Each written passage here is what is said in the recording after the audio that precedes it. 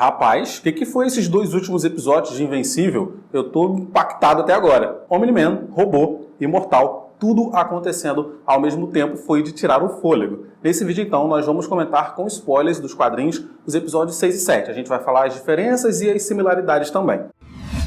Fala galera, aqui é o Matheus Mendes, sejam muito bem-vindos a mais um vídeo de Invencível aqui no canal. Mas se você chegar no meu canal através desse vídeo, muito prazer, meu nome é Matheus e aqui nós falamos bastante de séries e filmes. Se você gosta desse tipo de conteúdo, sinta-se livre para se inscrever nesse canal maravilhoso e para me seguir no Instagram também, porque eu estou fazendo lá uma extensão do trabalho que eu trago aqui. Nesse vídeo, então, nós vamos falar dos dois últimos episódios de Invencível. Vamos comentar os acontecimentos principais e falar também sobre o que será que vem em seguida. Eu comecei a ler os quadrinhos de Invencível ao mesmo tempo que a série estreou na Amazon. E está sendo uma experiência bem interessante acompanhar junto com a Amazon e a leitura dos quadrinhos, porque a gente percebe que eles pegaram diversos capítulos aleatórios dos quadrinhos e juntaram tudo em um só episódio. O desenvolvimento de personagens está no ponto e por isso eu acho interessante comentar com vocês as diferenças dos quadrinhos, mas claro, sem dar spoiler do futuro. Eu vou falar do que acontece no quadrinho, mas só com base no que já mostrou na série até agora. Não vou dar spoiler do futuro, podem ficar tranquilos. Começando pelo episódio 6, então. O plot principal desse episódio é as experiências que o Sinclair anda fazendo com os caras que ele acha que são macho alfa. E daí já vemos uma diferença interessante dos quadrinhos, porque nos quadrinhos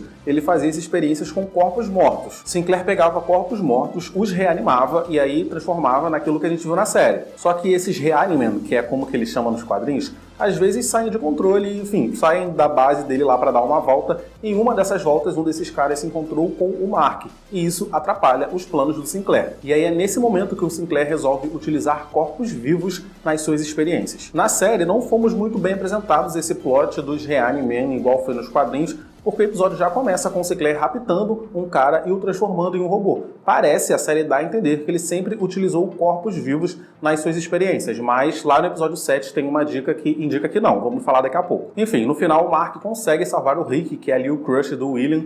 O William fica revoltado e dá uma surra no Sinclair. Ele destrói a cara do Sinclair e só lá no episódio 7 que a gente vê o resultado disso. Como eu já comentei nos meus vídeos anteriores, nos quadrinhos o William namora a Ivy Atômica por um tempo e depois ele se envolve com o Rick e tudo mais, mas a série parece que cortou esse relacionamento dele com a Ivy. No episódio 5, o Mark apanhou pra caramba dos mercenários contratados pelo Face Mecânica e ficou 5 dias apagado. Nos quadrinhos ele apanha também, só que ele apanha bem menos e fica bem menos machucado. Dá pra ver, vou colocar a imagem aí pra vocês, que ele fica só com alguns arranhões, né? Alguns curativos ali e tá tudo certo. E o Mark ainda tinha um encontro com a Amber que ele furou mais uma vez. Sorte a dele é que a Eve mandou uma desculpa lá que colou. E assim, Mark quer abandonar a sua vida de super-herói, porque desde que ele virou o Invencível, a sua vida pessoal só desanda. Ele não sai mais com seus amigos, a sua namorada não quer mais saber dele. Mark tá cansado disso tudo e resolve passar uns dias como uma pessoa comum. Mas ele não consegue, coitado, porque tem aí os ataques dos Reanimen na faculdade. Essa cena só exemplificou que com grandes poderes vem grandes responsabilidades. Mark poderia escolher continuar sendo uma pessoa comum e ignorar toda aquela tragédia que estava acontecendo, mas o que isso diria sobre ele? Salvando o dia, ele perdeu a namorada, mas se ele não salvasse, pessoas morreriam. Nesse episódio também tivemos um pouco mais de desenvolvimento da personagem da Ivy Atômica. A origem dela é muito interessante nos quadrinhos.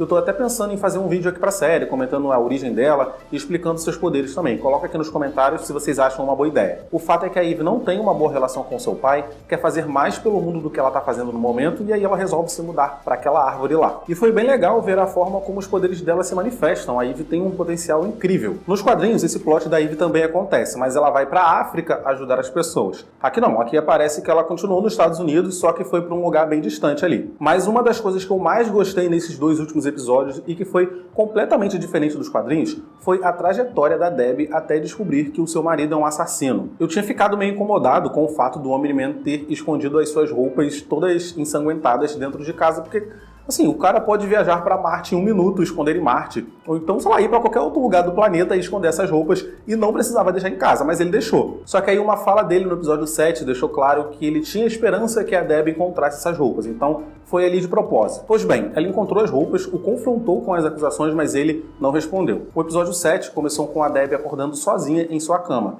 Depois dos acontecimentos do episódio passado, ela perdeu completamente a confiança no seu marido. Agora ela está sóbria e não tem mais motivos para o Nolan a ignorar, porque quando ela tentou falar com ele antes, ele tinha falado, você tá bêbada, depois a gente conversa. Mesmo assim, ele não conta nada e o manda ir embora, ele fica ali meio com raiva e faz um buraco no teto. Nos quadrinhos, isso é completamente diferente. pois a Debbie só conhece o real Omni-Man depois que ele remata o Imortal. Ela descobre junto com o mundo que o Omni-Man não presta e ela fica arrasada, ela chora pra caramba, fica reclusa, bebe muito. A série já anda mostrando que a Debbie tem uma certa afinidade com bebidas alcoólicas. E se seguirem os quadrinhos, essa proximidade, né, dela com o álcool vai ficar muito mais exemplificada depois da separação, porque ela vai ficar pra baixo e vai enfiar o pé na jaca de vez. E chegamos de fato ao episódio 7, que foi o melhor episódio da temporada até agora. Foi tiro, porrada e bomba desde o começo. Foi o episódio que mais deixou as pessoas sem fôlego. Vamos começar falando sobre o robô. No episódio passado, nós já tínhamos tido a dica de que ele não era apenas uma máquina, né? Visto que ele tinha ido levar flores para a menina monstro, então assim, ele parecia se importar com ela mais do que o normal, ele parecia ter sentimentos. E vimos também que ele usa os robôs como drones.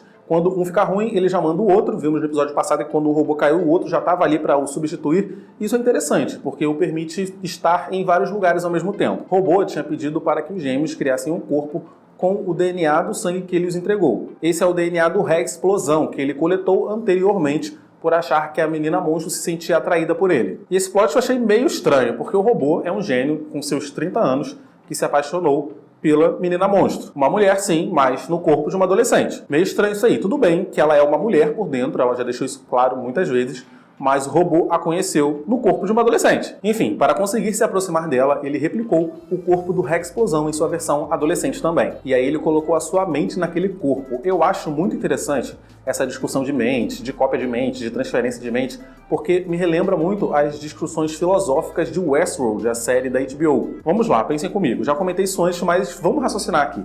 Se os gêmeos criam a cópia de uma mente, não é como se eles fizessem um clone, é como se eles fizessem algo parecido com o que a Duplicate faz. Todas elas são a mesma pessoa, são iguais, não há diferença. Uma tecnologia dessas pode fazer um ser humano viver para sempre. Imaginem vocês aí, a média das pessoas que assistem aqui o meu canal está entre 25 e 35 anos. Vamos colocar aqui 30 anos. Vamos lá, você com 30 anos, imagine que alguém faz uma réplica do seu corpo agora com 30 anos e deixa lá guardadinho só esperando para colocar a sua mente. E aí você continua vivendo, vive, sei lá, e quando você está lá com os seus 60 anos, quando o seu corpo já não está mais funcionando muito bem, você copia a sua mente e pede para que faça uma cópia da sua mente no seu corpo mais jovem. Ao acordar, você não vai saber a diferença. Claro que você vai ver o seu corpo mais velho lá, mas o seu eu jovem será você. É sua mesma vida, suas lembranças, suas experiências, é o seu tudo, só que um corpo mais jovem. É como se fosse uma continuidade da vida, uma extensão. Eu gosto muito de pensar nisso, mas seguindo. Durante o processo da cópia da mente, nós vimos que houve ali algumas falhas durante o procedimento. A máquina dos gêmeos não estava preparada para a mente do robô, porque a mente dele funciona de uma maneira diferente. Tem as suas particularidades e o cara simplesmente passou por cima disso ali no meio do processo. O robô, que agora é o Robô Rex, se sente bem, se sente ok, mas podem ter certeza que irá ter complicações no futuro dele aí. Em algum momento nós vamos ver as consequências da falha nessa operação na série, porque senão nem teriam mostrado isso aqui. Pode ser que ele não tenha mais o mesmo intelecto de antes, ou pode ser que sua mente não consiga ir tão longe, vamos descobrir ainda. E o que me surpreendeu foi que o Rudolph, o robô, contou na lata toda a verdade para os guardiões. Chegou e falou, então, copiei o corpo do Rex Explosão, soltei os gêmeos, tirei esse corpo pra mim e aqui estou eu. Eu imaginei que ele fosse contar o Miguel, mas não, ele mandou na lata mesmo. O robô paga a operação com aquele colar de controle que os gêmeos esperam usar para controlar o Imortal. Nos quadrinhos essa parte é um pouco diferente porque o Imortal ressuscita muito tempo antes desse plot do robô. Mas tirando isso, esse processo de transfusão de mente foi bem similar. E chegamos ao momento que eu queria tanto falar. Omni-Man. Nolan está atrás do Mark. Agora que todos já sabem que foi ele o responsável por matar os Guardiões, ele precisa chegar no seu filho primeiro para ter certeza de passar a sua versão da história. Cecil e o Pentágono tentam atrasá-lo de diversas formas. Primeiro mandando aquele raio laser que veio direto da órbita da Terra, e essa parte me lembrou muito Dark, porque logo após o raio atingir o Omni-Man, nós vemos diversos pássaros caindo ali ao redor. Isso lembrou muito Dark, quando eles abriam a passagem da caverna. Eu sou fã de Dark, desculpem que eu vejo referência dessa série em qualquer lugar. Depois vemos o próprio Cecil aparecendo para enrolar ele um pouquinho, claro, se teletransportando a cada 2 minutos para se manter vivo.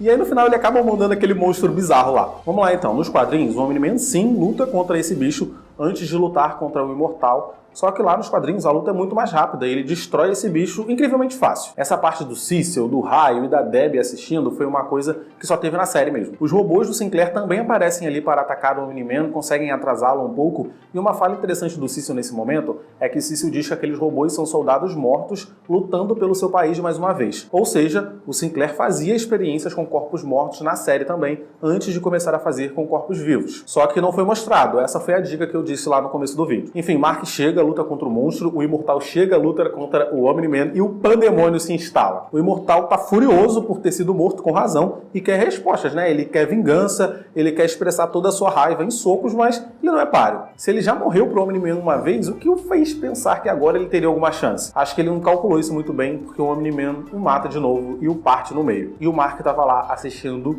tudo. Isso foi muito igual aos quadrinhos, acontece exatamente igual nos quadrinhos essa parte. O Omni-Man mata o Imortal e o Mark fica chocado por ver um outro lado do seu pai. O Imortal tá lá morto de novo e o seu pai todo ensanguentado, chamando para conversar. O próximo episódio é o último episódio da temporada e vamos finalmente assistir essa conversa do Omni-Man com o seu filho Mark, e será nessa conversa que ele vai revelar o seu verdadeiro plano para a Terra e o verdadeiro motivo dele ter matado os Guardiões também. Eu fiz um vídeo aqui no canal já contando todo o plano do Omni-Man, explicando tudo. Eu vou deixar esse vídeo linkado no card e na descrição também. Nesse vídeo eu falo muito provavelmente o que acontecerá no próximo episódio, porque eu falo como é a conversa do Omni-Man com o Mark e qual é o resultado disso. E assim, já adianto pra vocês que é bizarro. Acho até interessante assistir aquele vídeo também para poder comparar com o que a série vai mostrar pra gente nessa semana que vem. Mas esse vídeo tá grande demais já e eu vou ficando por aqui. Se você gostou, deixe seu like, se inscreve no canal se você não tá inscrito, que terão outros vídeos de Invencível saindo aqui essa semana. Eu tô gostando demais dessa série. Clica nos vídeos que estão aparecendo aqui do lado para assistir meus vídeos anteriores, me segue no Instagram e no Twitter. É isso, tchau, até o próximo vídeo.